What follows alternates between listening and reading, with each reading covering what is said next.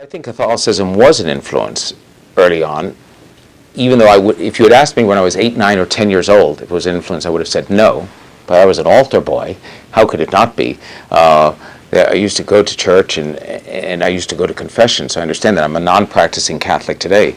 But my fall away from the church wasn't as though there was suddenly a light bulb moment. It wasn't like one day I said, all of this apparatus and this entire structure and everything else, it's just a fake, I don't believe in it. It's a gradual process. I think the real secularization came for me through Berkeley, going away from Catholic education and having the ability to question things independently. In 9/11, this is jumping way ahead, but in 9/11, my wife Tricia, we met in 1980, so we'd been together 21 years by that time, and we worked together on projects. We were in New York on 9/11, we lived there. It happened to come just a couple of weeks, I might be off on my time, but a couple of weeks before the Jewish High Holy Days that year. Trish was born Jewish, and she's not, obviously, she was originally Orthodox, but she's not. She married me, a Catholic. And some years we would go to synagogue, and some years not. And she would say to me sometimes, are you Jewish this year? Are you going to fast? Or are you not Jewish this year? That year we went to synagogue, and we ended up going to a synagogue on the Lower East Side around 24th or 25th Street, to one we hadn't been before. This is just in the wake of 9/11. And the rabbi on that day, a young rabbi, said something I had never seen before. He said in the services, when people are sitting there for Yom Kippur, for those long day services, they're fasting, we're taking a break right now. People can, walk out. They can take a break outside of the temple. But we're going to have a discussion inside about what's happened a few weeks ago in New York and faith. So Trish and I stayed, and he said, to start off, how many of you in here believe that the God that you believe in is all-powerful? Everybody raised their hands. And how many of you believe that the God you believe in is all good? Almost everybody. So he said, that's not possible. He said, God's all-powerful and all good, then 9/11 wouldn't happen. If that God that you believe exists up there is able to do anything and is only for good, why wouldn't he stop evil?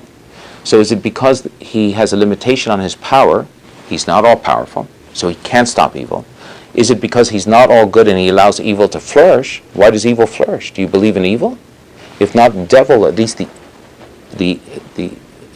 fact that evil exists. So what's the limitation on your God? How many of you pray to your God to have some goal accomplished, something in health or whatever? A lot of people raise their hand. So the God that you pray to saves your child who is ill with cancer, but allows another child just a few blocks away to die because that's the way he decides to do it that day. That God that you pray to stops a hurricane hitting Miami. Let's say he didn't give Miami as an example, but an example like this. On one season, turns it away so that it goes into the ocean, and another season allows it to hit because that's his whim? Or is he just an observer and does nothing at all? I answer these questions each and every day for myself, and I believe. But you should ask yourself these questions every day. I left that synagogue that day and said to Tricia, wow, no Catholic priest on the planet would ever challenge a group of Catholics with those questions.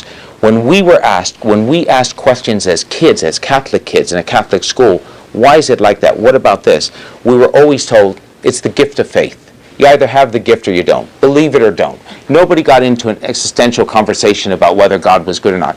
And I thought that was fantastic because it was a reminder of why I had sort of questioned all of this, but he put it into a very distinct way.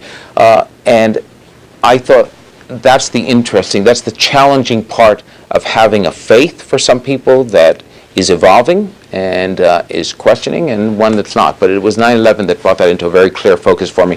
And then Tricia and me both went through a period subsequent to that in which we were militant atheists. And now we've sort of backed off and we're just agnostic. So it's the transition, we change over time.